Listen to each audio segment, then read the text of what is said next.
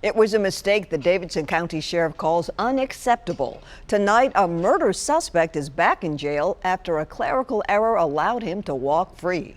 News Channel 5's Matthew Torres saw the inmate after he turned himself in. Matthew, how did officials find out he was gone? Well, Vicki, it was actually News Channel 5. We got a tip about this inmate release, so we called the sheriff's office. Lo and behold, officials didn't know anything about it until we told them. For the second time in over a year, in sweatpants, hoodie, and a baseball cap, Roberto Vieira Abor is escorted into Metro Jail. Only this time, it technically wasn't his fault. The incident that led to him getting released is a problem. We got to fix it.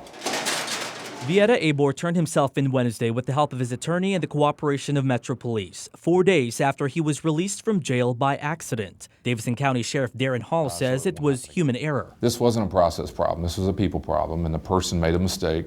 He admits it. The inmate, alongside 2 other defendants, faces a murder charge. They're accused of killing a man in Nashville 2 years ago and dumping his partially burned body in Georgia. Vieira Abor was booked in for that and probation violations.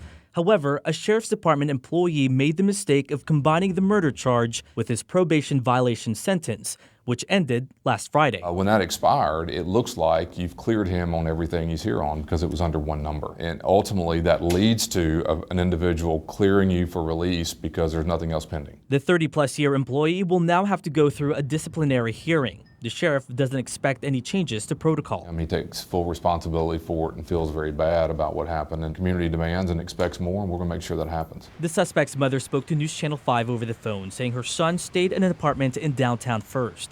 He eventually turned himself in at a complex in South Nashville and won't face additional charges. Now, the TBI says no one else in connection to the release will face any charges. The suspect is expected to appear in court next month. Reporting live in Nashville, I'm Matthew Torres, News Channel 5. Thanks, Matthew. Now, this is not the first time an inmate in Davidson County has been released by mistake. Last summer, a clerical error led to an attempted homicide suspect being released. He was taken back into custody about a week later.